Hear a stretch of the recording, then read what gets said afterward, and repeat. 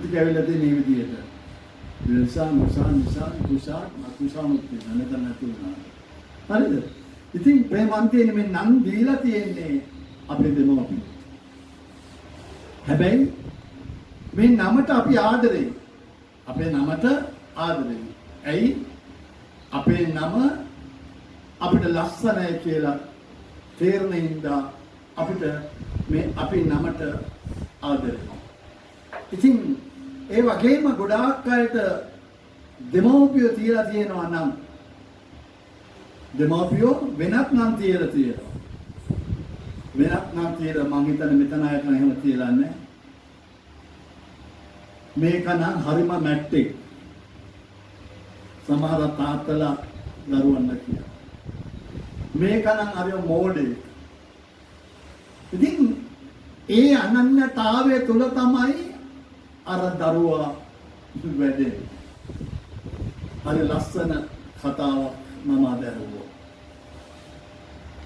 ඒ කතාව ඇත්තටම මට කියන්න තරම් මතක නෑ. අවුරුදු 4ක දරුවෙක් කිව්ව කතාව. ඒ තමයි පරිසරයට ඇතුළු වුණාම පරිසරයට ඇතුළු මොකද ඒ අවුරුදු 4 දරුවා නාන්න ගිහිල්ලා අම්මත් එක්ක පොඩි ගැටීමක් ඇති කරගෙන අම්මා සැර කරලා ඒ ළමයාගේ ටී-ෂර්ට් එක ගලවලා බාත් ටැප්පේ ළමයා දැම්මා. ඉතින් කිව්වා දැන් ඔයා මෙතන ඉඳගෙන නාන්න ඕන කියලා අම්මාව පල්ලෙහාට මේ ළමයා නාලා කරලා ඇඳුම් ඇඳගෙන ඒගොල්ලෝ තමයි රටේ ඇති ඇඳුම් ඇඳගෙන hina වෙවි ආව පල්ලෙහාට. ආපුවම අම්මා අහුවා ළමයා නම කියලා මොකද ඔයා සතුටින් ඉන්නේ? ළමයා කිව්වා මට පොඩි ප්‍රශ්නයක් තියෙනවා. ඇයි? දැන් මමි අපි ස්වර්ගයට යනවනේ. ළමයාට වයස කීයද? අවුරුදු 4යි. අපි ස්වර්ගයට යනවනේ. දැන් ස්වර්ගයේ මේ වගේ වැඩක් වුණොත් එහෙම දඬුවම් කරනවාද අපිට? වාසේ අම්මා කෝ නෑ දඬුවම් කරන්නේ නෑ. යව ස්වර්ගයෙන් ආපහු මේ ලෝකෙට එවනවා කියලා. ආස්වාදේ. මේ ලෝකෙට ආපහු එවනවා. එතන මම ওই ස්වර්ගය කොහෙද තියෙන්නේ? මම දන්නවද ස්වර්ගය තියෙන්නේ අපේ හදවතේ? ළමයින්ට වයස කීයද? අරුණතර ඔය කිව්වට පිළියන්නේ නැහැ. ස්වර්ගය තියෙන්නේ අපේ හදවතේ. ඉතින් මේ හදවතේ ස්වර්ගයේ තියනවා නම් අපි ආයි තවත් කොහේ යන්න හදන්නේ මොකටද? මේක ආරක්ෂා කරගත්තා නම් හරිනේ මමී. ඇත්තමයි මට අදාහ ගන්න බෑ ඒ අවුරුදු 4 දරුවා එහෙම කිව්වා. මේකට හේතුව මොකක්ද? මේකට හේතුව තමයි ඒ අම්මා තාත්තා දරුවව අරගෙන ඇවිල්ලා තියෙන්නේ අධ්‍යාත්මික පරිසරයක. ඒ දරුවට උගන්වලා තියෙනවා පුතේ අපි ආවේ දෙවියන් වහන්සේගේ හදවතින්. ඒ දරුවා කිව්වා ලෝ මමි අපි ආවේ දෙවියන් වහන්සේගේ හදවතින්. දෙවියන් වහන්සේගේ හදවතින් ආවනම් අපි යන්නේ දෙවියන් වහන්සේගේ හදවතටයි. එහෙමනම් මේ දෙවියන් වහන්සේ කොහෙද ඉන්නේ? මේ මගේ හදවතේ. මේ අවුරුදු 4 ළමයා අමරදන් කියලා. අද ප්‍රේමන්තේනි. අද කිතුණු අපිට මේක තේරෙන්නේ නැහැ. හරිම සෝචනීයයි. මම දෙවියන් වහන්සේගෙන් හදවතින් ආවා. දේව තාත්තා මගේ තාත්තා කියන අනන්‍යතාවයට ඇතුල් වෙන්නට බෑ. අර අවුරුදු 4ක දරුවා ඒ අනන්‍යතාවයට ඇතුල් වුණා. ප්‍රශංසා වේවා ප්‍රශංසා වේවා ප්‍රශංසා. ප්‍රේමන්තේනි බලන්න දැන් අපේ අම්මා තාත්තා අපිට නම දාලා තියෙනවා. මේ නම දැම්මට මේ නම මට අයිතියක් නැහැ. ඇයි? වෙන කෙනෙක් දාපු නම. එතකොට ඒ නමට වටිනාකමක් මට ලැබෙන්නේ වෙනත් අයගේ මාර්ගයෙන්. මගේ ප්‍රේමන්තේනි අපි නිතරම බලනවා සමාජයෙන් වටිනාකමක් ගන්න.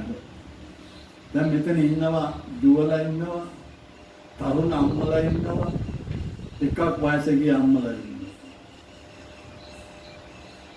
කන්නාඩියක් කාමරේ නැත්තම් ගෙදර නැත්තම් මොන බලන්න යන්නේ කවුද මූණ නොබලා කොණ්ඩේ හදා ගන්න නැතුව ආවේ එහෙම කෙනෙක් ඉන්න අත උස්සන්න බලන්න කොණ්ඩේ හදා ගන්න නැතුව ඇඳුම ඇඳගෙන කන්නාඩියෙන් බලන්න නැතුව ආපු අම්මේ තාත්තෙක් දුවේ පුතේ මෙතන ඉන්නවා එහෙම නැද්ද? කතා කරන්නේ ගුළු වගේ. දැන් මට හිතෙනවා මම මේ කතා කරන්නේ අන්දගුළු දිනේ පාසලේ කියලා.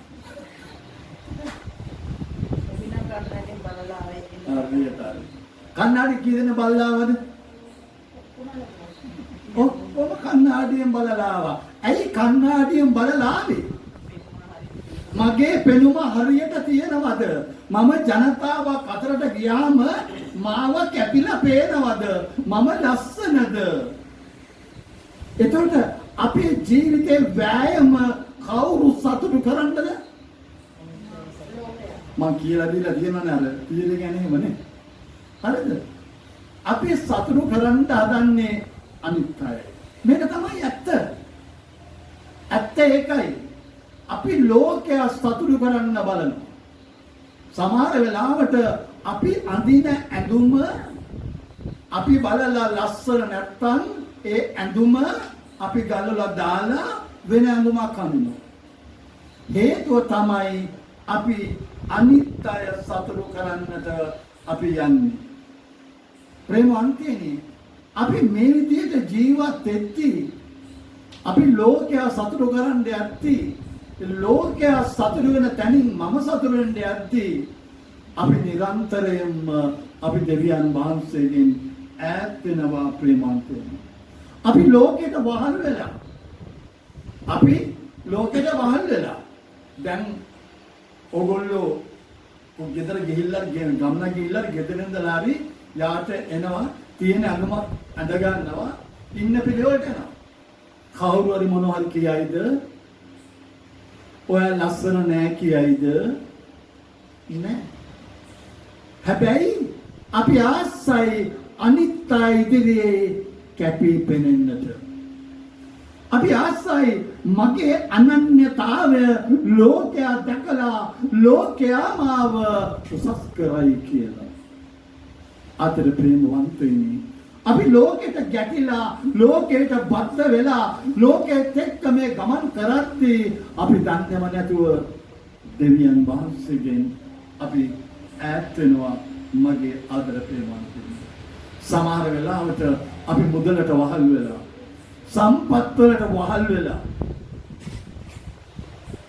මම දැක්කා ඊයේ ටීවී එකේ එක්තරා ගමක තරුණයෙක් සාමාන්‍ය ගෙදරක නැතිලා හිටියේ.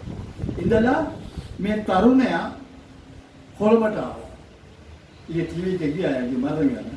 කෝටිපතියෙක් මේ ප්‍රකෝටිපතියෙක් වුණා මේ අවුරුදු කිහිපයකට. එයාගේ බිරිඳගේ උපන් දිනේට දීලා තියෙන්නේ අලුත්ම මොඩල් එකේ බෙන්ස් එක. කෝටි කීයක් ඇත. හැබැයි මෙයා කොච්චර සම්පත් එකතු කළත් මෙයාගේ ජීවිත රටාව වැරදි නිසා මෙයා වැරදි වැඩක් කරන්න ගිහිල්ලා ඒ ගෙදර කට්ටිය අල්ලලා ගහලා මරනවා. කෝටිපති සම්පත් එමටයි. අයි මගේ ආදර ප්‍රේමවන්තයනි මේක වෙන්නේ අපි දෙවියන්ගේ හදවතින් ආවයි කියලා දන්නේම නැතුව මේ ලෝකේ ජීවත් වෙනවා. මේ ලෝකේ ජීවත් වෙන්නේ ලෝකේ තියෙන මායාවට හසු වෙලා. ලෝකයා සතුටු කරලා අපි සතුටු කරන්න බලනවා. අපි දකිනවා එක එක්කෙනා ඔය මහ ලොකු අය කතා කරන්නේ. ඒගොල්ලෝ ගාව තියෙන වත්කම් ප්‍රකෝටි ගණන් ඩොලර් බිලියන ගණන් ඒගොල්ලෝ වත්කම්. මට වෙලාවට හිතෙනවා අනේ මොකටද මේ සල්ලි? මෙහෙම සම්පත් එකතු කරන්නේ මොකටද? කොහෙද අරගෙන යන්නද? අපිට ජීවත් වෙන්න, කන්න බොන්න, අඳින්න පළඳින්න, ඉන්න හිටින්ද මේවා දේවල් අවශ්‍යයි. හැබැයි අනිසි පිළිවෙලට අපි සම්පත් වස්තුව ඉඩකඩම් එකතු කරගෙන ජීවත් වෙන්නේ ඇයි ප්‍රේමන්තේනි? ලෝකයාව සතුටු කරලා අපි සතුටු වෙන්නටයි ප්‍රේමන්තේ. මේකෙන් මේ විදියට අපි ජීවත් වෙද්දී අපි දන්නේම නැතුව අපි දේව දරුකමෙන් ඈත් වෙනවා. අපි දෙවියන් වහන්සේගේ හදවතෙන් ආපු බව දන්නේම නැතුව අපි දෙවියන් වහන්සේගෙන් ඈත් වෙනවා. හැබැයි අර අවුරුදු 4 පුංචි දරුවා කියනවා මමී අපි ආවේ දෙවියන් වහන්සේගේ හදවතින් අපි යන්නේ දෙවියන් වහන්සේගේ හදවතටයි. එහෙනම් ඒ දෙවියන් වහන්සේ කොහෙද ඉන්නේ? ස්වර්ග රාජ්‍යයේ ස්වර්ගේ කොහෙද තියෙන්නේ? මගේ හදවතේ. හරිම ලස්සන ආදර ප්‍රේමන්තේ. මේ ලස්සන ජීවිතයට ඇතුළු වෙන්න අපිට බෑ. ඇයි අපි දකින්නේ මේ ලෝකයට වහල් වෙලා මේ ලෝකයේ තුලම මුල් ඇදලා ලෝකයේ මිනිහෙක් බවට ජීවත් වෙනවා. ප්‍රේමන්තේනි එතනින් එහාට දෙයක් අපිට පේන්නේ නැහැ. අපේ ඇස් අන්ධ වෙලා ආත්මික ඇස් අන්ධ වෙලා මේක තමයි ප්‍රධාන හේතුව. ලෝකයේ ඇස් විතරයි ඇරෙන්නේ. ඔබ හිතලා බලන්න මගේ ආදර ප්‍රේමන්තේනි ඔබගේ ජීවිතේට සැලසුමක් තියනවද? ඔබගේ ජීවිතේට සැලසුමක් තියනවද? ඔබ කවුද? සැලසුම් නැති දේවල් හදලා සම්පත් රැස් කරලා දරුවන්ව උගත්තු නැනවත්තු බුද්ධිමත්තු කරලා ලෝකේ සම්පත් එකතු කරලා වටිනා පියෙක් වෙන ලෝකාකාරව වටිනා මවක් වෙන ලෝකාකාරව හිතනවා. මගේ ප්‍රේමවන්තයනි අද උන්වහන්සේ ඔබට මට අනාවරණය කරනවා එක දෙයක්. ඒ තමයි ඔබ මගේ දුවෙක්, ඔබ මගේ පුතෙක්. ඔබ මගේ දුවෙක්, ඔබ මගේ පුතෙක්. ඔබ ආවේ මගේ හදවතේ ඉඳලා. ඔබ මගේ හදවතේ ඉඳලා ඇවිල්ලා ඔබේ මව් කුස තුල ඔබ පළදරුවා. ඊට පස්සේ ඔබ ලෝකයට අවතීර්ණ වුණා. ඊට පස්සේ ලෝක ජීවත් වෙලා මරණයෙන් පස්සේ නැවත වරක් ඔබ මගේ හදවතට එනවා. ඕක කීයෙන් කී දෙනෙක් දන්නවද? කීයෙන් කී දෙනෙක් දන්නවද? ගුණපාලගේ පුතා ගුණපාල හැටියට ජීවත් වෙලා කාලා බීලා විනෝද වෙලා මැරිලා යනවා. සුගතපාලගේ පුතත් එහෙම තමයි. තාත්තා වගේම කාලා බීලා මරකම් කරලා වරකම් කරලා ඉඳලා මැරිලා යනවා. හැබැයි මගේ ප්‍රේමවන්තයනි ඔබට මට දෙවියන් වහන්සේ කියනවා පුතේ දුවේ ඔබ මගේ පුතේ ඔබ මගේ පුතේ. ඔබ ආවේ මගේ හදවත තුළ ඉඳලායි. ඔබ මගේ හදවත තුළ ඉඳලා ඇවිල්ලා ඔබ මේ ලෝකෙට එන්නේ පිරිසිදු කෙනෙක් ඇටියටයි. පවිත්‍ර පුතේ දුවෙක් ඇටියටයි.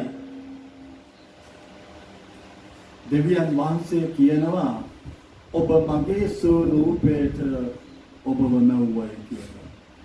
දේව ස්වරූපයට මිනිස්යාව මවලා තියෙන්නේ. ඔව් අම්මේ තාත්තේ පුතේ දුවේ ඔබව දෙවියන් වහන්සේ මවලා තියෙන්නේ දෙවියන් වහන්සේගේ රූපයට. ඒ රූපයට මැව්වේ ඔබගේ අම්මගේ කුස තුල නිර්මාණය කළා. හැබැයි අපි අමතක වෙලා අපි දෙවියන් වහන්සේගේ දුවේ පුතේ. අමතක වෙච්ච නිසා අපි ලෝකේ අපිට ඕන හැටියට අපි ජීවත් වෙනවා. අර තියෙන වටිනාකම නැති වෙලා යනවා ප්‍රේමාන්තේ. බලන්න බෞද්ධ ස්නාපනය තුල ඒ පුත්‍ර භාවයට අපි ඇතුල් වෙනවා. ඒක හොඳම ලොකුම උදාහරණය තමයි ජීවමාන කිතු ස්වාමීන් ජේසු ජොර්දාන් නදියේ බෞද්ධ ස්නාපනය ලබද්දී දෙවියන් වහන්සේ කිව්වා මේ මාගේ ප්‍රේමවන්ත පුත්‍රයා මම ඔහු ගැන ප්‍රසන්නයි. අන්න ජේසු අලුතෙන් ජොර්දාන් නදිය තුල ඉපදුනා නව මැවිල්ලක් හැටියට. ඒ වගේ තමයි ඔබයි මමයි. ඔබයි මමයි ඒ බෞද්ධ ස්නාපනය තුල නව මැවිල්ලක් බවට පත් වෙනවා. අලුත් ජීවිතයක් බවට පත් වෙනවා. හැබැයි ප්‍රේමන්තේනි අපිට ඒක අමතක වෙලා යනවා. එදා බෞද්ධ ස්නාපනයේදී අපේ ජම්ම පාපෙන් අපිව ගලවලා අපිට දේව ධර්මිෂ්ඨකම ස්වාමින් වහන්සේ අපිට දුන්නා. අපි පාපෙන් නිදහස් කළා. ඒ ජම්මික පාපෙන් අපිව නිදහස් කළා. අපිට නිදහස ලැබුණා. අපි නව මැවිල්ලා බවට පත් වුණා. හැබැයි අපි නව මැවිල්ලා බවට පත් වුණාට අපි පරිසරය අපිට දීලා තියෙන අනන්‍යතාවය තුල අපි හදාගත්ත අනන්‍යතාවය තුල අපි ජීවත් වෙනවා දෙවියන් නොහඳුන නොදකින ලෝක. හරිම කනගාටුයි මගේ ආදර ප්‍රේමන්තේ. බලන්න ජේසු ජොර්දාන් නදියේ තාත්තා දෙන අනාවරණයක්. මේ මාගේ ප්‍රේමවන්ත පුත්‍රයා මම ඔබ ගැන ප්‍රසන්නයි. දැන් මේ ලැබුවා වූ අනන්‍යතාවය අනාවරණය නව මැවිල්ල නව ඉපදීම ගැන සාතන්ට තිබුණ අතර සාතන් කැමති වුණේ මේ දේව පුත්‍ර භාවය. දැන් සාතන් මොකද කරන්නේ? එයා සම්පූර්ණයෙන්ම උත්සාහ කළා මේ වචනය විනාශ කරන්න. මේ වචනය බොරු කරන්න. ඒකයි සාතන් තුන් පාරක්ම මේ ගැන කතා කරනවා. ඔබ දෙවියන් වහන්සේගේ පුත්‍රයා නම්. ඔබ දෙවියන් වහන්සේගේ පුත්‍රයා නම්. ඔබ දෙවියන් වහන්සේගේ පුත්‍රයා නම්. මගේ වචනයට එකඟ වෙන්න. හැබැයි සාතන්ට බැරුණා මගේ ආදර ප්‍රේම. හැබැයි ඔබෙන් මගෙන් අදහනවා අපේ හදවත අහනවා ඇත්තටම අපි කවුද? ඇත්තටම අපි කවුද?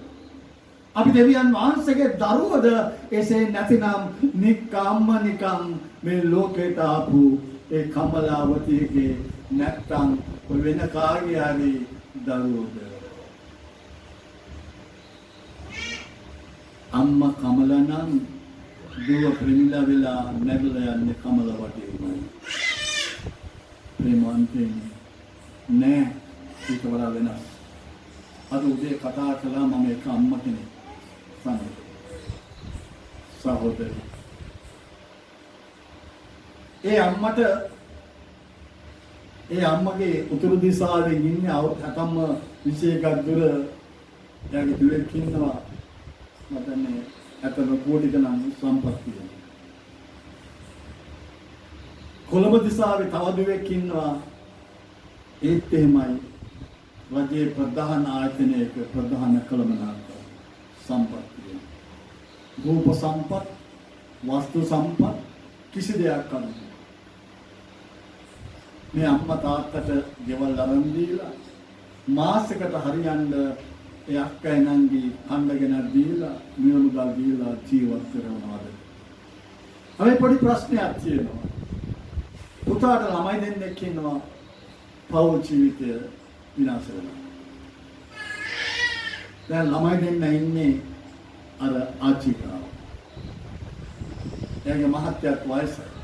අවුරුදු 85ක් විතර ඇති. 85 කිලෝමීටරයක් ඉදින් තරහ යන වයස. ඉතින් අර අම්මට ඒ කාන්තාවට සතුටින් ගෙදර ඉන්නට අමාරුයි. අයි අමාරු ළමයි කරදර කරනවා. පුතා ඉන්නේ ගෙදර පුතාත් ඉතින් පුතා ගෙදර අනවශ්‍ය කරදර නෙමෙයි. ඉතින් පුතා ඉතින් සල්ලි දෙන්න එයා එක එකලා කීකේ අම්මට සවුද. අම්මා හෙම්බත් වෙනවා. ඉතින් මම කතා කරද්දී මම ඇහුවා ඔයා දන්නේ නැද්ද අම්මේ ඔයා දෙවියන් වහන්සේගේ හදවතින් ආපු දේව දුවෙක් කියලා දන්නේ නැද්ද? ඔයාගේ අරගලේ අරගෙන යන්න ජේසුගේ පාද පන්දට. හැබැයි කොහොමද යන්නේ? යන්න දන්නේ නැහැ. ආගම් තියෙනවා. අපි එක එක ආගම් වත් පිළිවෙත් වලට යනවා. හැබැයි මේ ආගමේ රසය, හරය, ඇත්ත දන්නේ නැති නිසා මේ ලෝකේ ජීවත් වෙන්නේ අඬායි. මං කිව්වා බලන්න ඔයාගේ ඉන්න දුවල දෙන්න ඔයාව ජීවත් කරවනවා. ලක්ෂ ගණන් අරන් නිදන් කළා ගෙවල් අරන් දීලා දසදහස් ගණන් මාසෙල දීලා ජීවත් කරනවා. ඔයාට කුංචි අරගල දෙන පොඩි උන් අඬලා මෙහෙමයි කියලා කිව්වා ඉතින්. ඒක දරා ගන්න බැරුව ඔයා කියනවා ජීවිතේ මට පිට වෙලා. ඇයි? දෙවියන් වහන්සේ හදවතේ නැහැ. දෙවියන් වහන්සේව දකින්න නැති නිසා ජීවිතේ තිත්ත වෙලා. මගේ ආදර ප්‍රේමවන්තයනි අද කතෝලික අයට ගොඩාක් අයට අපි වෙන පැත්තෙන් කියමු කතෝලික ගොඩාක් අය වෙලා තියෙන්නේ බල රහිත ජීවිතයක් ගත කරනවා. දෙවියන් වහන්සේ නැතුව මුකුත් කර කියා ගන්න බැරි අය වගේ වැළපි ජීවත් වෙනවා. ඒකට අපි කියනවා කාල කන්නි ජීවිතය. අදර ප්‍රේමවන්තයනි අපි දන්නේ ලෝකේ වටිනාකම විතරයි. මම ලෝකේ මිනිස්සු හිතන විදියට තමයි මම හිතන්නේ. හැමදේම මේම තමයි ඇඳුමක් ගන්න ගියොත් එහෙම මේ ඇඳුම බලන්නේ මට හොඳයිද නෙමෙයි අනිත් අය මොනවද කියන්නේ කියලා.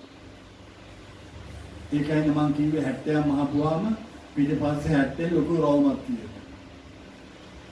තමුන්ට පේන්නේ නැහැ. හැබැයි පිටිපස්සේ ඇතන පේනවා මේ ලොකු රවුම. මේක තමයි ඇත්ත. අනිත් අය සතුටු වෙනවද? අනිත් අය සතුටු කරන්න මම දුක් විඳිනවා. මේක තමයි ලෝකෙ මිනිස්සුන්ගේ ක්‍රියාව. ඇත්තටම මගේ ආදර ප්‍රේමවන්තේනි ඇත්තටම මගේ ඇත්ත මොකක්ද? මගේ තාත්තා කවුද?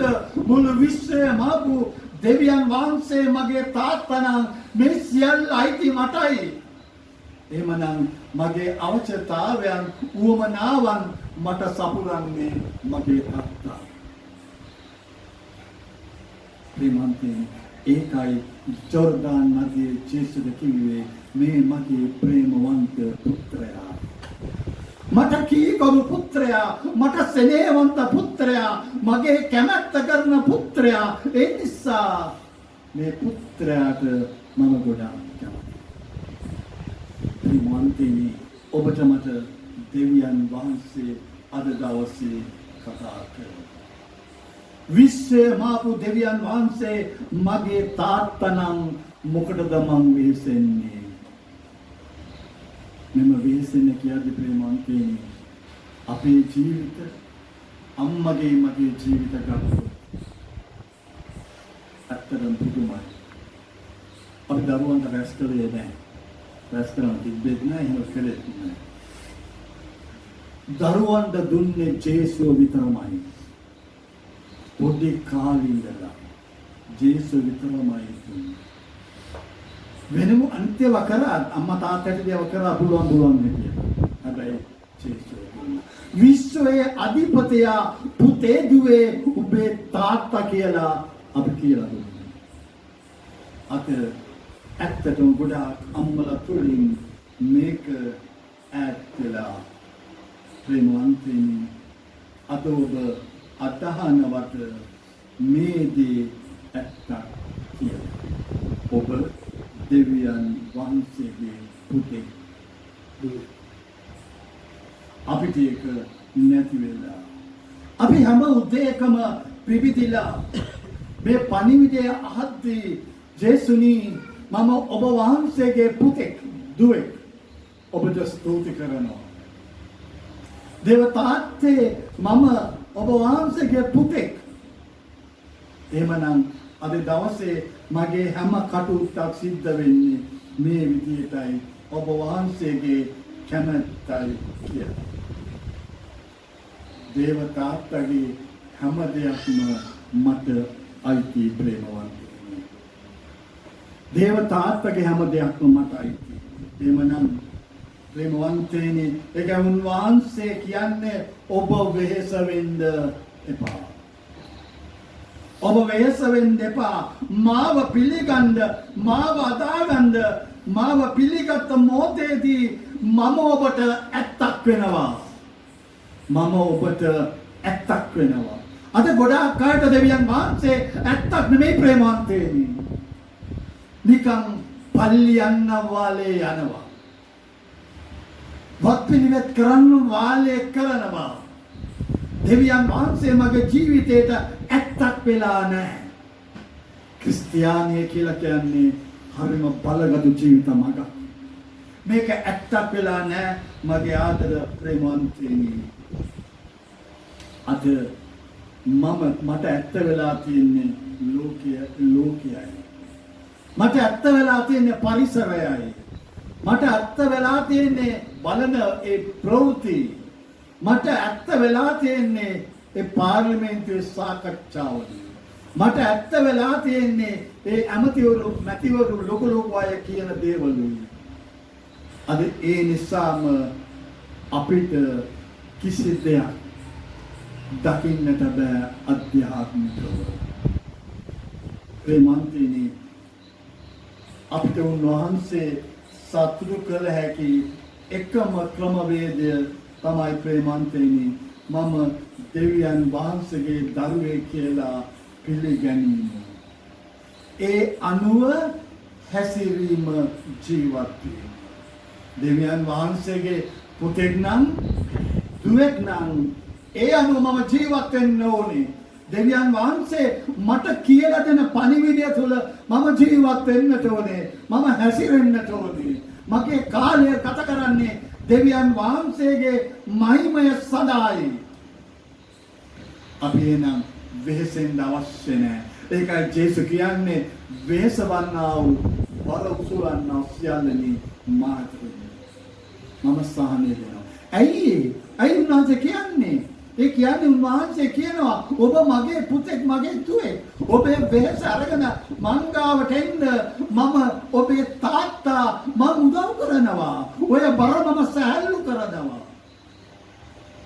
අද ප්‍රේමවන්තයනි, මොකද්ද අපි ගත්ත මාතෘකාව?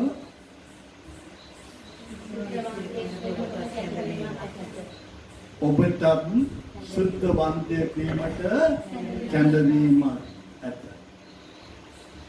ඒක පිළිගන්නවද? ඔබ සුද්ධවන්තයෙක් කියලා පිළිගන්නවද? අවංකවම පිළිගන්නවද? අවංක අදවතින් අවංකවම මම සුද්ධවන්තයෙක්. මගේ අතින් වැරදි වෙනවා, මගේ අතින් අඩුපාඩු වෙනවා. මම අම්මට කෑ ගහනවා, සමහර වෙලාවට කෑ ගන්නෑ නැහැ. කෑ ගහුවොත් සෝරි තමයි. මේ කෑ ගන්න. හැබැයි අපි කියමු කෑ ගන්නවා කියලා. එතකොට මම සුද්ධවන්තයෙක්, මට වරදිනවා. ඔබට පිළිගන්න පුළුවන් ඔබ සුද්ධවන්තයෙක්, ඔබ සුද්ධවන්ත දුවේ පුතෙක්, ඔබ සුද්ධවන්ත ආච්චි කෙනෙක්. කාටද පිළිගන්න පුළුවන් මම සුද්ධවන්තයෙක් කියලා? ආච්චිලා දෙන්නේ කියනවා. අපේ පුතාත් ඉන්නවා. සියයගේ නෙමෙයි. ඔය සියයගේ නෙමෙයි. නෑ. හරිද? එතකොට මේ පුතා මේ තව දෙන්නේ සුද්ධවන්තයෝ. එතකොට ඕගොල්ලෝ ඇත්තටම දකින්නේ නැද්ද අපි සුද්ධවන්තයෝ කියලා?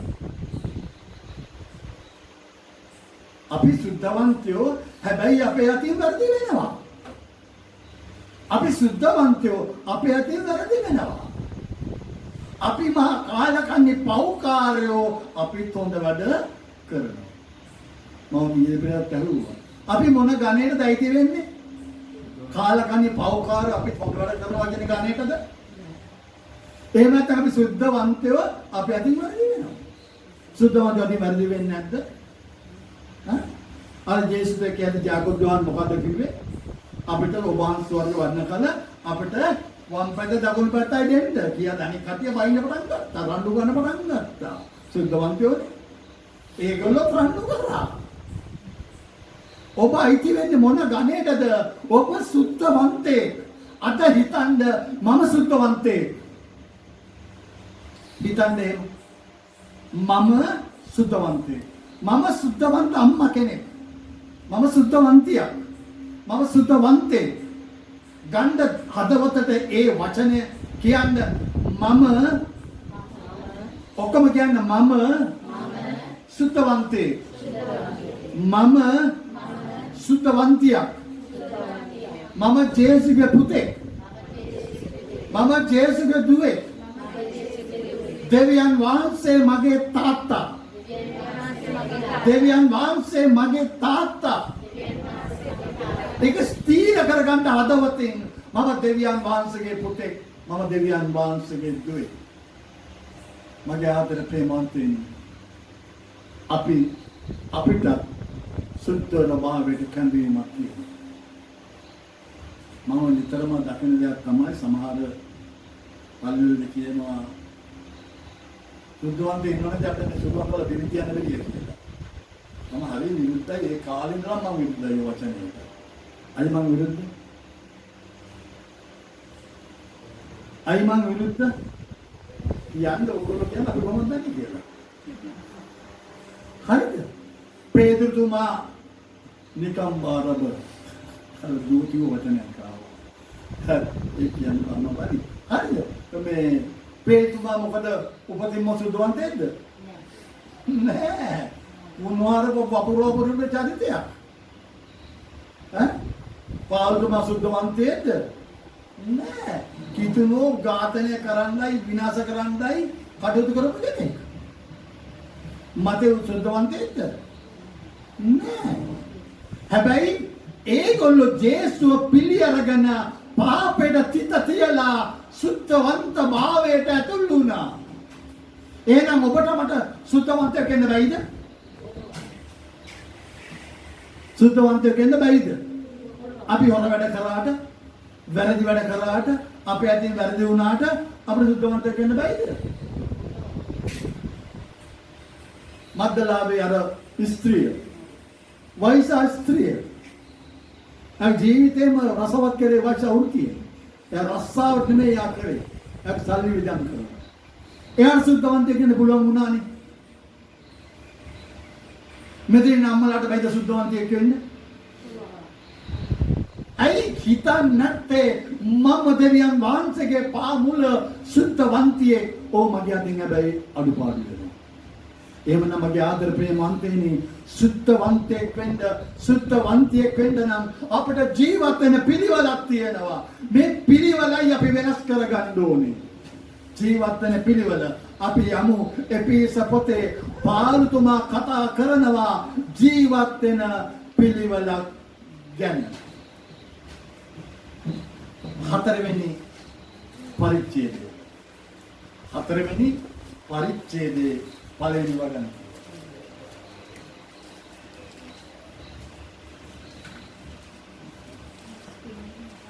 හතරවෙනි පරිච්ඡේදයේ එපිස 4 පළවෙනි පදය. මයික කියන්නේ උදේට දාගන්න මේක ඇතුළට. පාවුතුමා කියනවා මේ සුද්ධවන්ත භාවයට කොහොමද අපි අතුරු වෙන්න ජීවත් වෙන්නේ? දැන් අපිට සුද්ධවන්තයෙක් දැන් මෙතන හිටිය ආච්චිලා දෙන්නයි ආච්චිලා දෙන්නයි පුතයි විතරයි අතිස්සුවේ. අනිත් අය අතිස්සුවේ හේතුව මොකද්ද? අය අතිස්සුවේ දෙයසම අතිස්සුවේ නැත්තේ ඇයි? පව් කරමින්ද? එහෙමද? අයි දුව අතිස්සුවේ නැත්තේ පව් වෙන හින්දා. රත්නම් අතිස්සුවේ නැත්තේ ඇයි? දැනීමක් තිබ්බේ නැහැ සුද්ධවන්තේ. දැනීමක් තිබ්බේ නැහැ. දැන් අර මොනිකා මතිස්සේ නැහැ. ඉතින් මොනවා හරි වැරද්දක් බොරුවක් දෙකක් පාපයක් කරලා ඇති. නේද? පොකට් ගහලා නැහැ. පොකට් ගාවත් සුද්ධවන්ත කියන්න පුළුවන්. නේද? එතකොට ඇයි මම වැරදි මම ඒ තරම් වටින්නේ නැහැ කියන මානසිකත්වයක් තියෙනවා. මම සුද්ධවන්තයෙක් වෙන්න මට වටිනාකමක් නැහැ. මට වටිනාකමක් නැහැ. අපෝ පවුපුරව ගන්න බෑ සුද්ධවන්තයෙක් කියලා. දිනසදෝ සුද්ධවන්තයෙක්ද? නෑ. ඇයි? ළමයින්ට බයිනවා, ළමයින්ට කෑ ගහනවා. ඉතින් එයා හිතනවා මම සුද්ධවන්තයෙක් නෙමෙයි. මේක තමයි අප තුල තියෙනා වූ හීනමානය. හැබැයි දෙවියන් වහන්සේගේ ස්වරූපෙට දෙවියන් වහන්සේ අදුරුමිෂ්ඨ පව්කාර මංගලකාරයෝ නැවුවද? කුඩුකාරයෝ නැවුවද? දෙවියන් වහන්සේ ස්වරූපෙට නෑ. දෙවියන් වහන්සේ ස්වරූපෙට නැවුනේ දේව දරුවෝ. හැබැයි උන් පාපෙට ගියා. ඒක වැරද්ද දෙවියන් වහන්සේගේද? ආදම්සේ නැවුවේ දේව ස්වරූපෙට. හැබැයි ඒ වාර සාතන්ගේ වචනයට වාවැටිලා ඒ තානංග ගෙඩි කෑවා. ඒක දෙවියන් වහන්සේ වැරද්දක්ද? කායින් ආබෙල මැරුවා.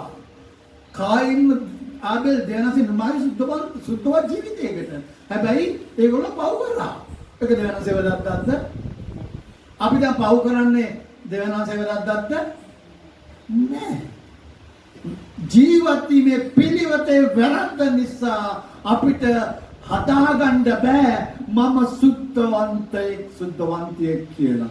මේක තමයි ප්‍රේමවන්තනේ ඇත්ත. එහෙනම් පෞල්තුමා කියනවා අපිට ජීවත් වෙන පිළිවෙතක් ගැන කියනවා. අයි බලමු එපිස පොතේ 4 වෙනි පරිච්ඡේදයේ පළවෙනි වගන්තිය.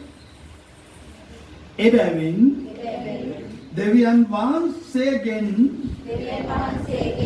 ඔබලත් කැඳවීමට ඔබින ලෙස හැසිරෙන මෙන් සමිදානන් වහන්සේ උදෙසා හිරකාරයෙකු වන මම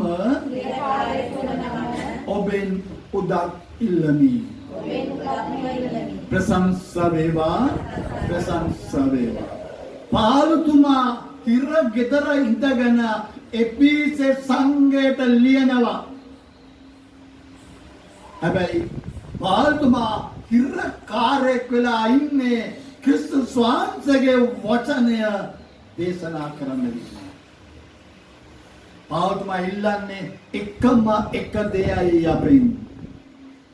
කොහොමද සුද්ධවන්ත ජීවිතයට ඇතුල් වෙන ක්‍රමවේදයක් ගැන පාලුතුමා අපිට කියලා දෙන්නේ. මොකද්ද? දෙවියන් වහන්සේගේ නොබලත් කැඳවීමට ඔබින ලෙස හැසිරෙන්න. දැන් ඔබ මාව කැඳවලා තියෙන දෙවියන් වහන්සේ. ඒක පිළිගන්නවද? ඔබ මාව කැඳවලා තියෙන්නේ දෙවියන් වහන්සේ. දැන් දෙවියන් වහන්සේ ඔබ මාව කැඳවුවා නම් උන්වහන්සේ කැඳවලා අපිට ජීවත් වෙන ක්‍රමවේදයක් දීලා තියෙනවා. ඒක දුන්නේ කොයි කාලෙද? ඒක දුන්නේ කවද්ද? මොකද? ප්‍රසාද ස්නාපනයෙන් තමයි දුන්නේ දේව දරුකම. දැන් ඒ දේව දරුකම අපි නැති කරගෙන දැන් දෙවියන් වහන්සේගේ දරුවෙක් නෙමෙයි කියන මානසිකත්වය අපිට තියෙනවා. අපිට තියෙන්නේ පාපේ වහල් මානසිකත්වයක්. අපි පව්කාරයෝ. අපි හිතන්නේ එහෙමයි. හැබැයි අපි දේව දරුවෝ. ඉතින් පාල්තුමා කියනවා මේ දේව දරුකම රැකගන්න ක්‍රමවේදයක්. මොකද්ද ක්‍රමවේදය? දෙවියන් වහන්සේගේ නොබලත් කැඳවීමට ඔබින ලෙස හැසිරෙන්න. දැන් එතන රවි පුතා ඉන්නවා. උදාහරණයක් උමාට ගන්නෙ මම. හරිද? මම දැන් ඔක නිතරම කියලා දෙනවා. දැන් ඒ පුතාව කැඳවලා තියෙන්නේ මොනව හැටියටද? අංක එක මොනවද කතා තියෙන පුතේ? අංක එක. පුතා අංක එකට මොකද කැඳවලා තියෙන්නේ මොකේද? පුතා ජීවිතේ දෙවියන් පුතා අංක එක මොකද්ද? නෑ, ඉතින් දෙවියන් මාසේ පැත්තට දාන්නකෝ. අංක එක මොකක්ද කැඳවීම? රෝජම්ම කැඳවල තියෙන මොකද අංකේ කොයාව? හොඳ බිරිඳක් වෙන්න. ඈත යන්න එපා. බිරිඳක් වෙන්න කැඳවලා තියෙනවා. එහෙමනම් ඒ බිරිඳට කරන්න ඕන කොටසක් දෙවියන් වහන්සේ නියම කරලා තියෙනවා. එයා දැනගන්න ඕනේ ආ බිරිඳක් කියන එක. බිරිඳක් කියන මානසිකත්වය ඈත් වුණාම මොකද්ද වෙන්නේ? මම බිරිඳක් කියන මානසිකත්වය ඈත් වුණාම මම සැමියෙක් කියන මානසිකත්වය ඈත් වුණාම මොකද්ද වෙන්නේ? ඈ? වරදට වැටෙනවා. වැටලා නැහැ නේද? හරිද? මේ මාන් ඉස්සර තියෙන බිරිඳක් වෙන්නට. ඊට පස්සේ එයාට තියෙනවා තව කැඳවීමක්. ඊළඟ කැඳවීම මොකක්ද අම්මා? අම්මා කෙනෙක් වෙන්න. හොඳ දරුවන් හදන්න, දරුවන් සමාජයට දෙන්න වැඩදායි ලෙසට හොඳ අම්මා කෙනෙක්. ඊට පස්සේ තවත් කැඳවීමක් තියෙනවා. මොකක්ද කැඳවීම? ආච්චි කෙනෙක් වෙන්නට. දැන් මේ බිරිඳ අම්මා ආච්චි මේ ක්‍රමවේදයෙන් එකින් එක යද්දී මෙයා ගමන් කරන්න ඕනේ දෙවියන් වහන්සේගේ දුවෙක් කැටියටයි. මේක තමයි දෙවියන් අදින කැඳවීම. දෙවියන් වහන්සේට ස්තුති වේවා. ඒ අම්මයි පුරුෂය. හරියට කරා. දන්නා කාරණයට කරා. නිතරම දරුවන්ට දරු මුණුබුරන දෙන්න හදන ජේසුස්. වෙන මුකුත්ම දෙන්න හදන.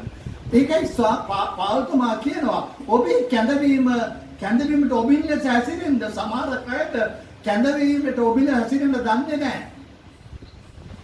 සමහර තරුණ බිරියන් මම බිරිඳක් කියලා දන්නේ නැහැ, හිතන්නේ නැහැ.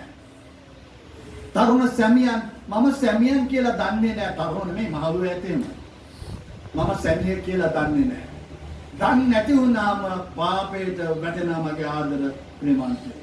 දැන් මේ කොටස අපිට කියලා දෙන්නේ කවුද? දෙවියන් ජේසු නිසා හිරකාරයෙක් වෙන පාලුතුමා ඔබට මට කතා කරනවා. මම හිරකාරයෙක් ඔබලා කැඳවීමට ඔබල සැසෙන්නේ. පාලුතුමාට හිරගෙදර බත් කන්න උනේ ඔන්නෝක නිසායි. ප්‍රශංසා වේවා, ප්‍රශංසා වේවා. දැන් මොකක්ද මේ පදෙන් කිව්වේ? අයියෙන් කියන බලන්න. දැන් දන්නවද කැඳවීම මොකද්ද කියලා? ඒ කැඳවීමට ඔබෙන් ලෙස ඇසිරෙන්න ඕනේ. එච්චරයි. ඊට පස්සේ කියනවා 4:2.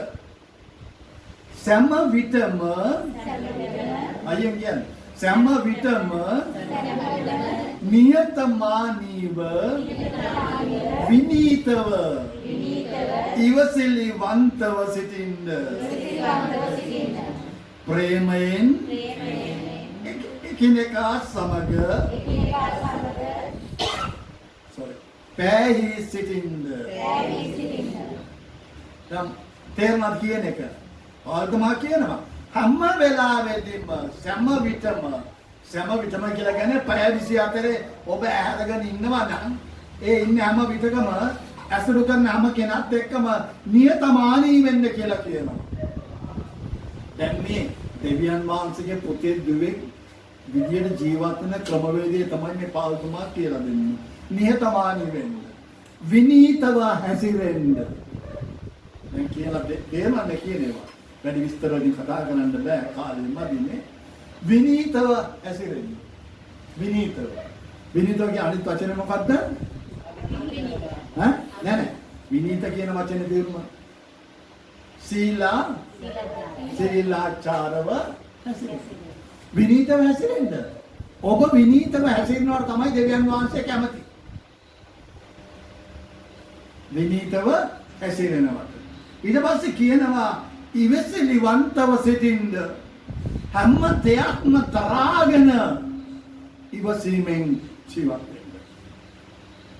ඊට පස්සේ කියනවා ප්‍රේමයෙන් එකිනෙකා සමග පැහැහි සිටින්න. මේ පාවුල්තුමා අපිට ආරාධනා කරනවා දේව පුතේ දුවෙක් වෙන්නට තිබිය යුතු ගුණාංග. ඉතින් අපි මොකද කරන්නේ? මේ ඔක්කොම නැති කරගන්නවා. දෙවියන් වහන්සේ කියන කැඳවීමට ඔබින්න සැසිරෙන්නේ අපි හැසිරෙන්නේ ලෝකයේ කියන පිළිවෙලටයි. අපි හැසිරෙන්නේ අවිනීතයි. හරි? අපි හැසිරෙන්නේ නිහතමානී නෙමෙයි කපටිකමයි. අපි ළඟ තියෙන්නේ බොරුවයි, කපටිකමයි, වංචාවයි. නේ? බොරු කියනද සමහරක් අය ඇන්නේ බෙල්ලනවා. බුද්ධියෙන් දෙන්නේ නැහැ. ඉෂාන් දේවල්. නා? ආදිනේ සමයන්ෙන් බෙල්ලනවා. හරිද? ඉතින් මේ වගේ කියනවා. ඊට පස්සේ සමහිතම් ප්‍රේමයෙන් ඉන්නවා. ප්‍රේමයෙන් ඉන්නවා කියලා කියන්නේ කොහොමද? අනිකාව දරාගෙන යනවා. අනිකාව දරාගෙන යනවා. ප්‍රේමයෙන් ඉන්න. අනිකාව සමග පැහැදී සිටින්න. සම්බන්ධතාවයේ තියාගන්න එකිනෙකාගෙන මෙව කඩා ගන්නට එපා. බලන්න තුන්වෙනි පදේ කියනවා. ආත්මයන් වහන්සේ වන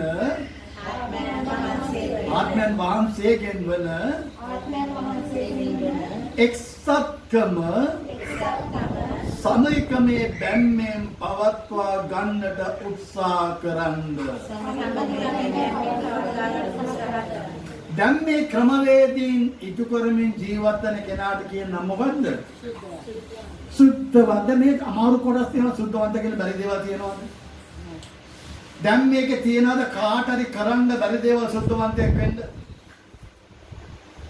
ඔබට පුළුවන් ද දෙවියන් වහන්සේ කැමතිල හැසිරෙන්න? මොකද්ද කියන්නේ? මෙතන කියන නිහතමානීව ජීවත් වෙන්න බැරිද? නිහතමානී වෙන්න? යථාර්ථ අවංක වෙන්න බැරිද? විනීතව හැසිරෙන්න බැරිද? අවිනීතව හැසිරෙන්න ඕනේද? ජීවත් වෙන්න බැරිද? ගෙදර තියෙන පිඟාන්තිය පොපටේ පොළවේ ගන්න ඕනේද? නැත්නම් බත් පිඟාන බිමේ උල්ලුවට හලන්න ඕනේද? නෑ, එහෙම කියන එකක් නෑ. ඊට පස්සේ කියනවා ප්‍රේමෙන් ඉන්න. අනිකාට ප්‍රේම කරන්න බැරිද? අපි විහිං මේවා නොකර ඉඳගෙන දේව දරුකමෙන් අපි ඈත් වෙලා මගේ ප්‍රේමවන්තයනි. අපි දේව දරුකමෙන් ඈත් වෙලා බලන්න ආත්මයන් වහන්සේගෙන් වන එක්සත්කම. මේ එක්සත්කම එකමුතුකම කොහෙන්ද එන්නේ? ආත්මයන් වහන්සේ නැත්තම් සංඝයෙක් ගහ ගන්නවා, පල්ලියක් ගහ ගන්නවා, කොමිටියක් ගහ ගන්නවා, කවුන්සල් එකක් ගහ ගන්නවා, මරියමුදාවක් ගහ ගන්නවා, ශ්‍රීහෘදයක් ගහ ගන්නවා, ඔක්කොම හර්ධ ටික ගහ ගන්නවා. ඇයි ආත්මයන්න් වහන්සේ තුල එක්සත්කමක් නැති නිසා. මරණ ගෙදරක් ගෝරිය, මගුල් ගෙදරක් ගෝරිය, ගෙදරක් ගෝරිය, ගමේ ගෝරිය, රටේ ගෝරිය. ඇයි මේ ආත්මයන් වහන්සේ නැති ජීවිත නිතරම කුලල් කහ ගන්න හදවතකින් ජීවත් වෙන්නේ. ඒ හදවත තුල දෙවියන් වහන්සේ නෑ ප්‍රේමවන්තේනි. අනුන්ට දොස් පාර අනුන්ට බැන අරයා නිසා තමයි මට මෙහෙම උනේ කිය එකිනෙකාගේ රෙදි ගලෝගෙන ජීවත් වෙනවා. ඇරෙන්න දේව හදවත දේව ආත්මානුභාවය තුල ජීවත් වෙන්න ඕන කියන හැඟීමක් නෑ ප්‍රේමවන්තේනි. එනිසා අපි දෙවියන් වහන්සේගෙන් ඈත් වෙලා ප්‍රේමවන්තේනි.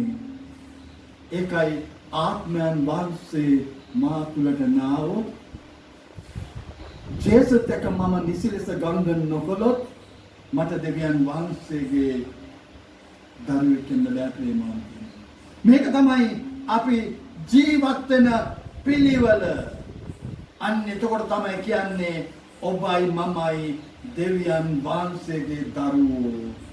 මොකද්ද මේ සුද්ධවන්ත භාවය? බලන්න එපිස පොතේ පළවෙනි පරිච්ඡේදයේ 4 වෙනි වගන්තිය. එපිසේකේ 4. ප්‍රේමයෙන් උන්වහන්සේ ඉදිරියේ අපි සුද්ධව නොකලල්ව සිටින පිණිස ලෝකයේ මැවීමට ප්‍රථමයෙන් ක්‍රිස්තුස් වහන්සේ තුල දෙවියන් වහන්සේ අප තෝරාගත්සේක. දැන් මේ සුද්ධවන්ත භාවය කියන්නේ මොකක්ද?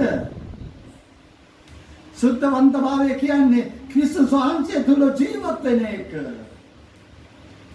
ප්‍රේමයෙන් උන්වහන්සේ ඉදිරියේ අපි සුද්ධව නොකලැල්ව සිටින පිණිස. එහෙනම් මැවිල්ලේදී දෙවියන් වහන්සේ අපිව මවලා තියෙන්නේ කොයි වගේද? සුද්ධවන්තයෝ ලෙස පාපට ගිය කවුද? අපි. වැරද්ද කොහෙද තියෙන්නේ? අපි ළඟ. දැන් පියාණන් වහන්සේ අපිට ආරාධනා කරනවා ඒ නැතිවෙච්ච සුද්ධවන්ත භාවය නැවත ලබා ගන්න ක්‍රමවේදී.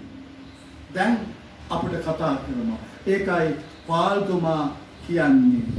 ප්‍රේමවන්තේනි අපේ අනන්‍යතාවය හරියට අපි හඳුනා ගන්න ඕනේ.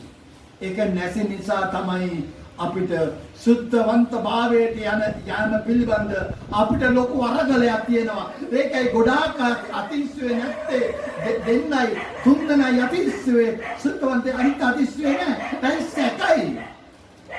අමාරු විතර ගන්න මාතර ගන්න මම කරා මාතර සාකෙන් මෙච්චර ඉස්සුවා මාතර බුරු කිව්වා නුනට බුරු කිව්වා මම අරල ඇදියා බැලුවා මේදියා බැලුවා නේද කියලා හිතපු නිසා මට හිතන්න බෑ මම සුද්ධවන්තයෙක් කියලා. මගේ ආදර ප්‍රේමන්තුනි මේකට ලොකුම බාධාව තමයි ප්‍රේමවන්තේනි. ලොකුම බාධාව තමයි අපි හැම වෙලේම හිතන්නේ අපි හිර වෙලා ඉන්න තැන. අපි හැම කෙනෙක්ම ඉන්නවා හිර වෙලා. ඇයි? අපි ජීවත් වෙන සමාජයට වහල් වෙලා. අපි හිර වෙලා ඉන්නවා පාපෙට. මේ පාපෙන් මට ගැලවෙන්න බෑ කියලායි මම ඉන්නේ. හිතාගෙන ඉන්නේ. හැබැයි ජේසුට ඔබේ පාපයක් නෙමෙයි. ජේසු ලෑස්ති ඔබ තාකරේ කරන්න. හැබැයි ලෑස්ති නැත්තේ කවුද? ඔබ මම. ඔබ මම කැමති නෑ දෙවියන් වහන්සේගේ වචනය තුල ජීවත් වෙන්න. අපි හිතනවා අපිට පාපෙන් නිදහස් වෙන්න බෑ කියලා. අපි හිතනවා අපේ ඇබ්බැහි කමින් අපිට ගැලවෙන්න බෑ කියලා. මගේ ජීවිතය මේව තමයි මට නිදහස් වෙන්න බෑ කියලා මම හිතනවා. එහෙම හිතුවනම් අර පුතා සරත් පුතා තාම බේබත්ති. එහෙම හිතුවා. හැබැයි එයා ඒක හිතුවේ නෑ. එහෙම හිතුවා නම් රයි පුතාට මේ විදිහට සහභාගී වෙන්න බෑ දන්පාලක්. එහෙම හිතුවේ නෑ. ඒගොල්ලෝ හිතුවේ මොකක්ද? මට දෙවියන් වහන්සේ ගාවට ගිහිල්ලා මට වෙනස් වෙන්නට ඕනේ.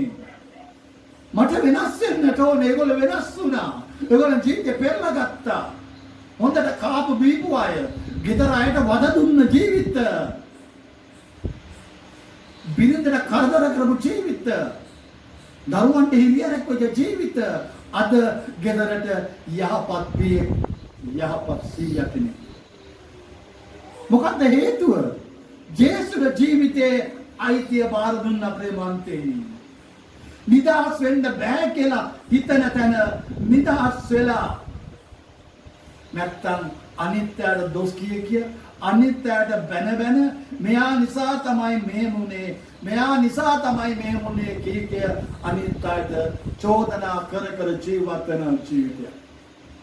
ඒ ප්‍රේමවන්තයනි ස්වාමීන් වහන්සේ ඔබට මට කියනවා මං ඔබව මවලා තියන්නේ අපගේ ස්වරූපයටයි. ප්‍රසාද ස්නාපනය තුලින් ඔබ දේව දරුකම අත්දැක්කා. ඔබ නව මැවිල්ලා බවට පත් වුණා. ඔබ නව ජෙරුසලමක් බවට පත් වුණා. එනිසා මගේ ආදර ප්‍රේමන්තයනි අපි පාපෙන් පිරිච්ච දරුවෝ නෙමෙයි. හැබැයි පාපයට අපි යට වෙනවා. පාපේ එනවා. පාපයට අපි වහල් වෙනවා. මේක තමයි ඇත්ත ස්වභාවය. මොකද ස්වාමීන් වහන්සේ ලූක් 7 ලූක් 14 පළවෙනි පරිච්ඡේදයේ ඒ කොටසේ කියනවා ශ්‍රාවකයන්ට කියනවා. මොකද්ද ශ්‍රාවකයන්ට කියන්නේ? ලූක් 14:1 කියනවා මොකද්ද කියන්නේ? ලූක් 14:1 නැද්ද පොතේ? උන්වහන්සේ ශ්‍රාවකයන්ට කතා කරමින් මනුෂ්‍ය පාපයට පළමුව හේතුන් නැතිවීම නියතය. දැන් ජේසුස් ලාම ගැන කතා කරලා කියනවා මිනිස්සු පාපෙට වැටෙන හේතු නියතයි. ඇත්ත වශයෙන්ම මිනිස්සු පාපෙට වැටෙනවා. මේක ජේසුස් කියන්නේ. පාපෙට වැටෙනවා විතරයි. හැබැයි පාපෙන් ගැලවෙන්නට ස්වාමින් වහන්සේ මාර්ගය කියලා දෙනවා. එනිසා මගේ ආදර ප්‍රේමවන්තයනි ඔබටයි මටයි ලොකු වටිනාකමක් තියෙනවා. ලොකු කැඳවීමක් තියෙනවා. මේක එක කණ්ඩායමකට තියෙන දෙයක් නෙමෙයි. මේක විශ්වයේ හැම කෙනෙකුට දෙන්න ආපු ලොකු තෑග්ගක්. මගේ ආදර ප්‍රේමවන්තනි සමහරක් හිතනවා අයියෝ මම මැරලා ගියා නම් අයියෝ මේක මැරුවා නම් අයියෝ මේ ගෑන්ටක ඉන්න බෑ වෙන කෙනෙක් එක්ක මම ගියා නම් කියලා ඉන්න තන ඉන්න බැරි පිළිවෙලට ජීවිතේ එපා කරගන්නවා. ඒක හේතුව තමයි සාතන්ට අපි යට වෙනවා ප්‍රේමවන්තයනි. අපි සාතන්ට යට වෙනවා. හැබැයි ස්වාමීන් වහන්සේ අපිට කියනවා පුතේ ඔබ මගේ පුතේ ඔබ මගේ දුවේ මා තුල ඔබ ඉන්න මම කියන්නේ කරන්නේ ඔබේ ජීවිතය ගැන මට සැලැස්මක් තියෙනවා. ඔබේ ජීවිතය ගැන මට සැලැස්මක් තියෙනවා. අපි දන්නේ නැහැ ප්‍රේමවන්තයනි අපේ ජීවිතේ හෙට දවසේ තියෙන සැලැස්ම අපි දන්නේ නැහැ. මේක තමයි ඇත්ත කතාව. අපි දන්නේ නැහැ මම කිව්වාට කෝටිපති ව්‍යාපාරිකයෙක්. සැලසුම් කලේ සල්ලි විතරයි සම්පත් විතරයි. එක කාලයකින් ප්‍රකෝටිපතියෙක් වුණා. දහලා මහවල. කෝ සම්පත්.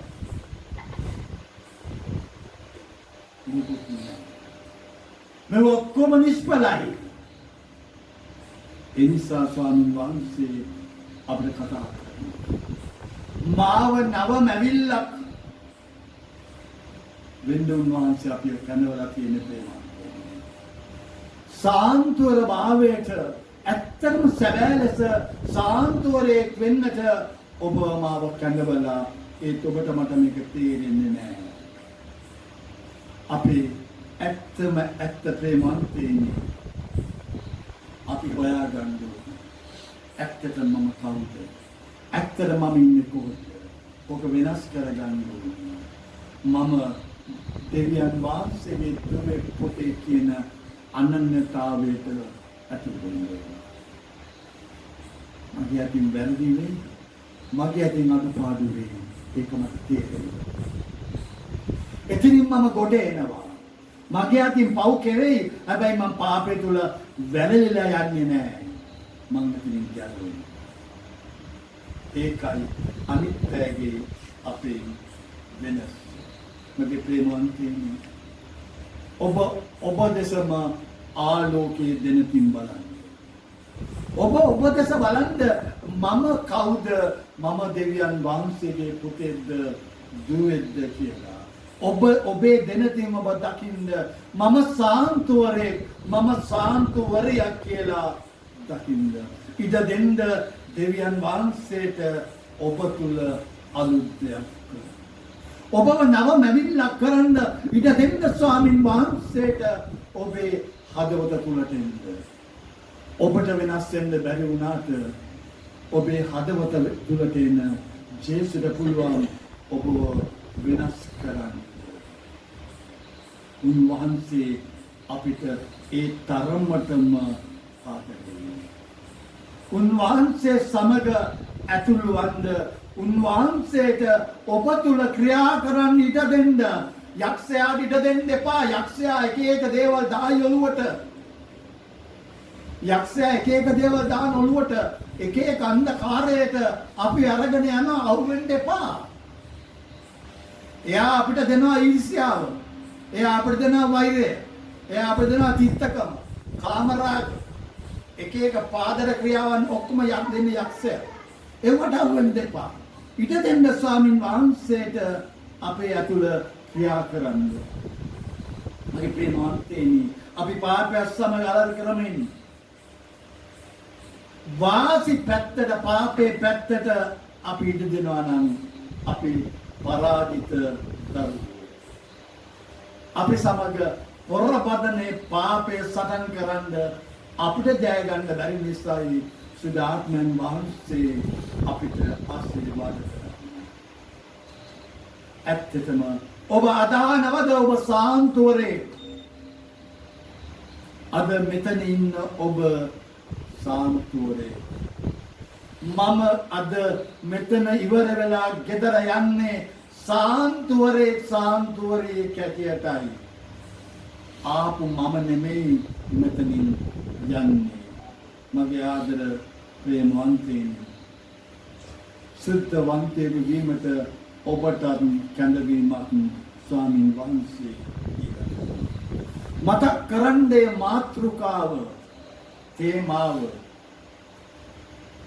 සුද්ධවන්තයෙක් වෙන්න ඔබට කැඳවීමක්.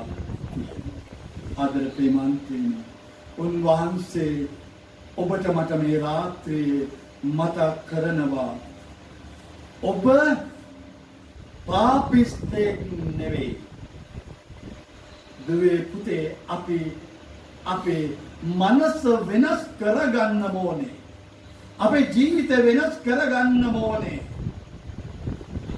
අපි දෙවන හැම මොහොතක් පාසා අපි ඉන්නවා නම් මම සාන්තුවරේ. පාපේ ඉඩ දෙන්නේ නැහැ. වැරද්ද ඉඩ දෙන්නේ නැහැ. නපුරු කමට ඉඩ දෙන්නේ නැහැ. දෙවියන් වහන්සේ අප්‍රසන්න දේ මගේ අතින් කෙරෙන්නේ. එනම් මම සාන්තුවරේ. අද දවසේ ඒ ස්වාමීන් වහන්සේ ඔබට මට ආරාධනා කරනවා සාන්තුවරේ වෙන්නට. අපි තීරණයක් ගනිමු. ජේසුද දෙමු මගේ හදවත තුළ ක්‍රියා කරන්න. ප්‍රශංසා වේවා, ප්‍රශංසා වේවා, ප්‍රශංසා වේවා. प्रशंसा वेवा, प्रशंसा वेवा, प्रशंसा, नमस्कार वेवा, नमस्कार वेवा, नमस्कार.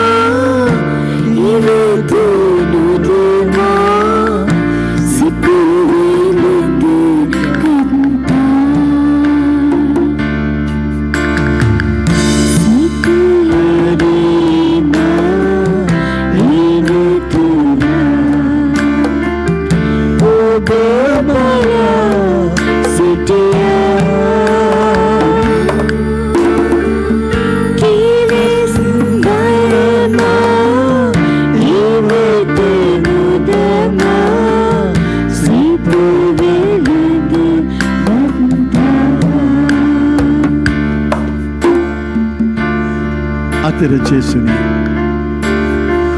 ඒ වහන්සේගේ මහත් වූ ආදරය වහන්සේ බලාගෙන හිටියා. මට පෙර තිබුණා වේ සුද්ධවන්ත ජීවිතය නැවත දෙන්න. මම පාපෙට ගැටෙද්දී පාපය මත වහල් වෙලා රැඳෙද්දී ඔබ වහන්සේ මගේ දිහා බලාගෙන ඇහුවා, පුතේ මම ඔබට දුන්නේ පුත්‍ර භාවය, දුවේ මම ඔබට දුන්නේ පුත්‍ර භාවය,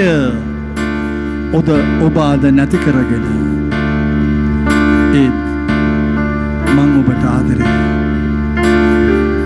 මං ඔබට ආදරේ මගේ දුවේ පුතේ.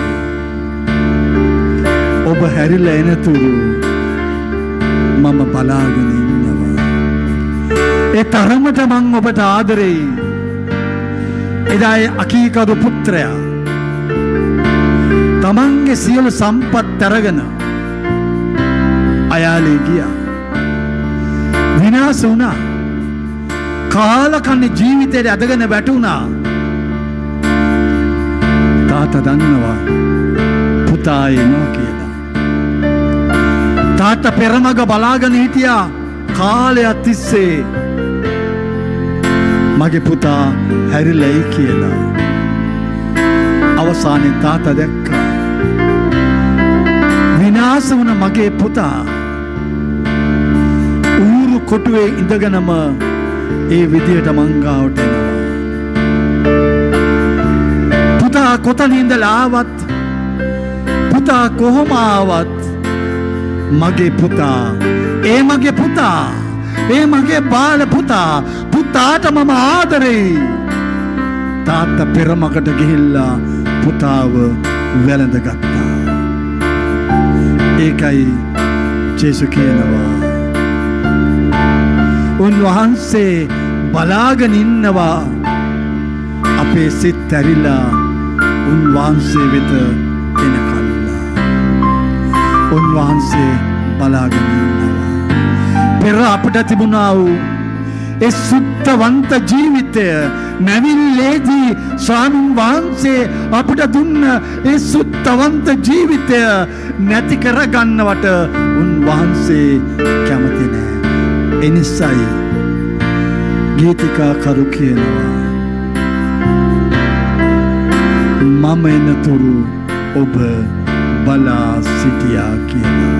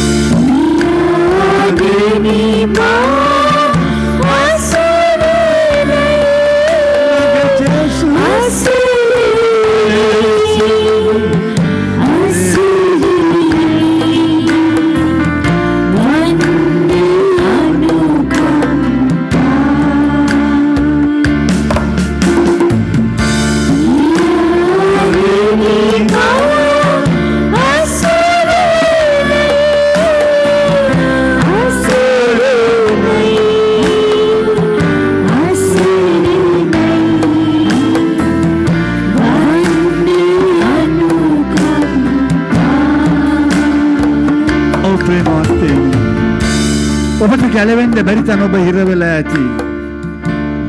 ඔබට අත්හරින්න බැරි පාපයක් තුල ඔබ හිර වෙලා ඇති. ඒ නිසායි ඔබ අසරණ වෙන්නේ. මම අසරණ වෙන්නේ මට ගැලවෙන්න බැරි නිසායි. එදා ඒ ඌරු කොටු හිටපු ඒ පුතා හිතුවනම් මට ගැලවෙන්න බෑ, මම අසරණයි, මම ඌරු කොටුවම මැරිලා ගියාවේ කියලා හිතුවනම් ඔබ ජීවිතයක් නැති වෙනවා. හැබැයි ඔව් තීරණයක් ගත්තා, මගේ තාත්තා මාව බාරගනි. මගේ තාත්තා මාව බාරගනි. අපි ජේසුස් ගාවට යමු. පියාණෙනි මම අසරණයි. ඔබ වහන්සේ මට අනුකම්පා කරන්න.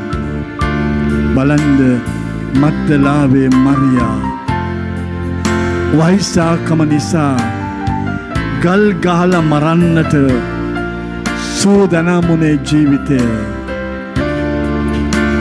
අවසානයේ වැඳ වැටුනේ ජේසුගේ පාදපාමුලයි. සකෙවුස් ඒ කපටි කූර ධනපතියා ගැලවෙන්න බැරි තැන වැටුනේ ජේසුගේ පාදපාමුලයි. ඒ පේදුරු මම පව්කාරයෙක් කියලා පිළිගත්ත පේදුරු වැටුනේ ජේසුගේ පාදපාමුලයි. මතෙවුස් සියල්ල අත්හැරියා. සම්පත් සියල්ල අත්හැරියා. අත්හැරලා ජේසුගේ පස්සෙන් ගියා. අතර ප්‍රේමවන්තයනි පිළිගන්න. ඇත්තටම පියාණෙනි මම අසරණයි. මම පාපයට ඉර වෙලා. මම පාපයට වහල් වෙලා. මම රහසේ ගත කරන පාපය. මම රහසින් කරන පාපය. මගේ බිරිඳ දන්නේ නැති මගේ පාපය. මගේ සැමියා දන්නේ නැති මගේ පාපය. මගේ දෙමව්පියන් දන්නේ නැති මගේ පාපය. මගේ දරුවෝ දන්නේ නැති පාපයට මම ඉර වෙලා. මට අනුකම්පා කරන්න.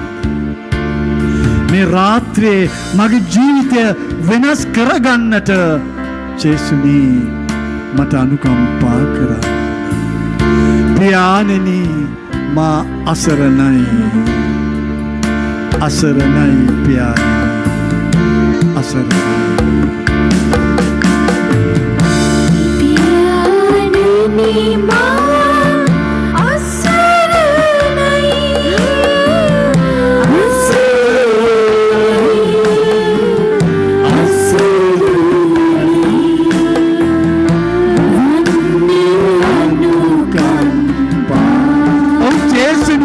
මට අනුකම්පා කරන්න. මම ආත්මිකව අංශවාද රෝගී. මම ආත්මිකව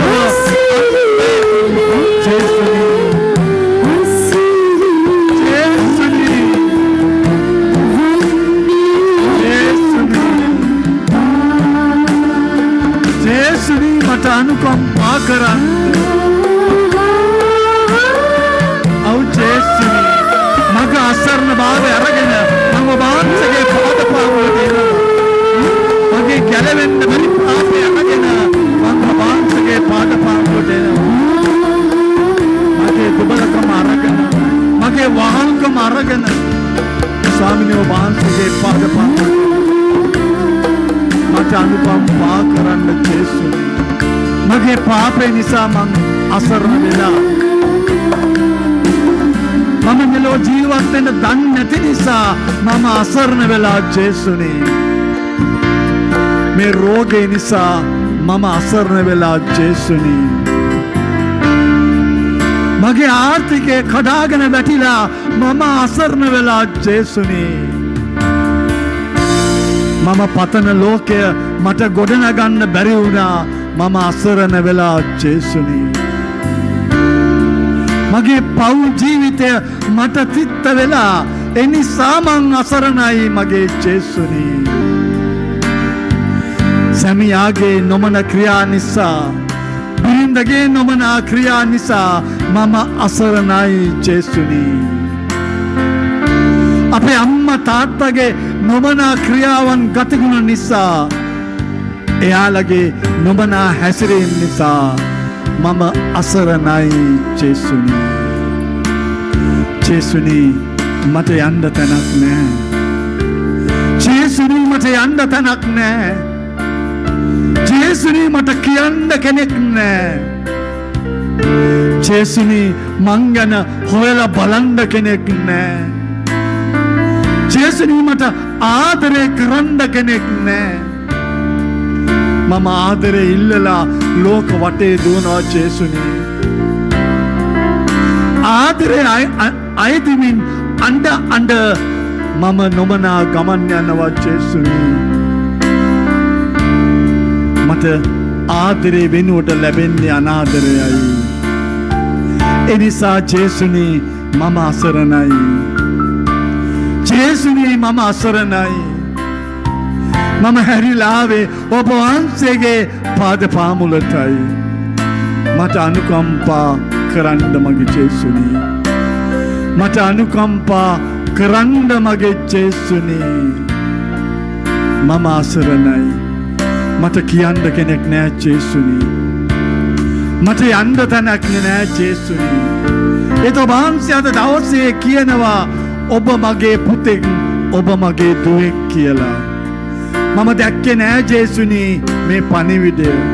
මට හිතාගන්න බැරි වුණා ඔබ වහන්සේගේ හදවතින් මම ආවයි කියලා. මට හිතාගන්න බැරි වුණා ඒ දේව පවුලට සම්බන්ධ වෙච්ච පුතෙක් මම කියලා මට හිතාගන්න බැරි වුණා. ජේසුනි එනිසයි මම අසරණ වුණේ. ඒ ජේසුනි අද දවසේ ඔබ වහන්සේ මට කියනවා ඔබ මගේ පුතෙක්, ඔබ මගේ දුවෙක් කියලා. ඔව් ජේසුනි අද මේ රාත්‍රියේ අපි ඔබ වහන්සේගේ පාද පාමුල වැටෙනවා.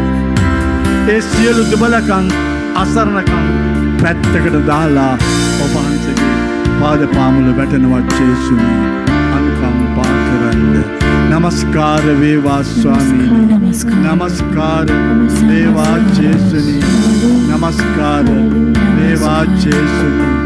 නමස්කාර වේවා ජේසුනි. නමස්කාර. සතුටි සම්පති සුයසුයා ඉහිම වෙන සීලා ඉක්ම සම්පති උපමුකමයි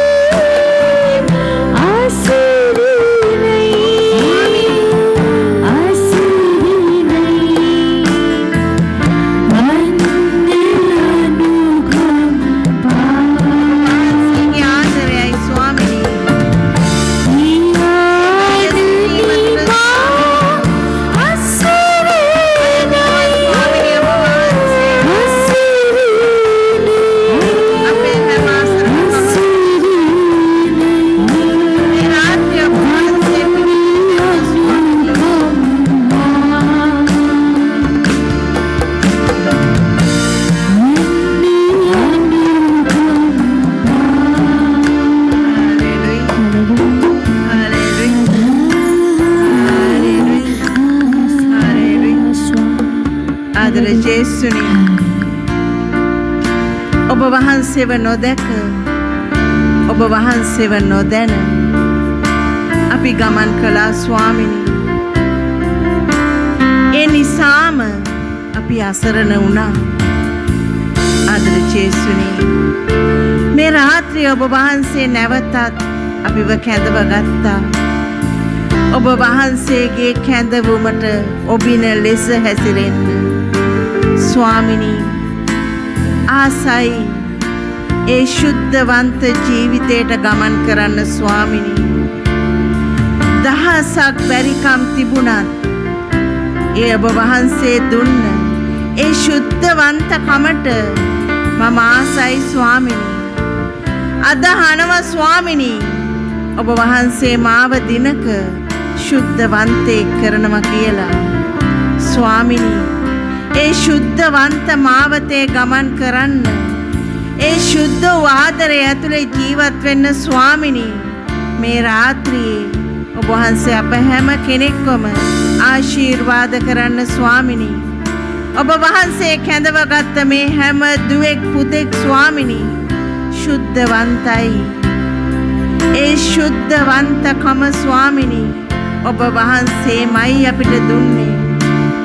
ඒ ශුද්ධවන්තකම ආරක්ෂා කරගන්න, එකිනෙකාව ආශිර්වාද කරන්න, හැම හදවතක්ම ස්පර්ශ කරන්න ස්වාමිනී. ගෙවෙන හැම මොහොතක්ම ඒ ශුද්ධවන්තයෙක් කියලා අදහාගෙන ගමන් කරන්න ස්වාමිනී. ආශිර්වාද කරන්න. මේ රාත්‍රියේ ඔබ වහන්සේ අප තුල ස්වාමිනී, අප මැද ස්වාමිනී ජීවමානයි කියලා අදහනම ස්වාමිනී. ඒ ඔබ වහන්සේගේ වැඩ සිටීම, ඔබ වහන්සේගේ ආදරය හැම කෙනෙක් මතම ඔබ වහන්සේ මේ රාත්‍රියේ පතිත කරන ස්වාමිනී. හැම එකක් මතම ඔබ වහන්සේ මේ රාත්‍රියේ අත තබන ස්වාමිනී. හැම බැරිකමක් ඔබ වහන්සේ දුරු කරන ස්වාමිනී. හැම අසරණකමකටම පිළිතුරු දෙනවා ස්වාමිනී. ස්තුතියි ස්වාමිනී. ප්‍රශංසා වේවා ස්වාමිනී. නමස්කාර වේවා ස්වාමිනී. Hallelujah, hallelujah. ස්තුති වේවා ස්වාමිනී. හාලෙලුයා.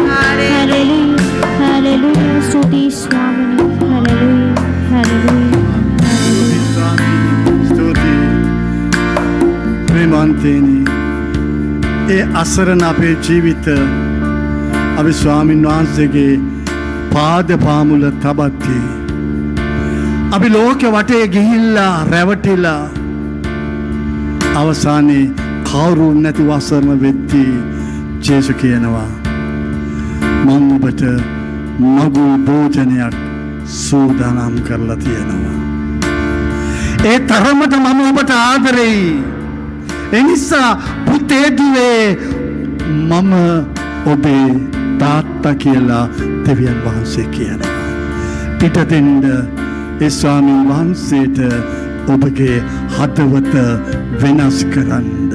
ඉට දෙන්න ස්වාමීන් වහන්සේට ඔබේ හද තුල ජීවත් වෙන්න. අපි ගායනා කරමු ඒ අවසාන පදය.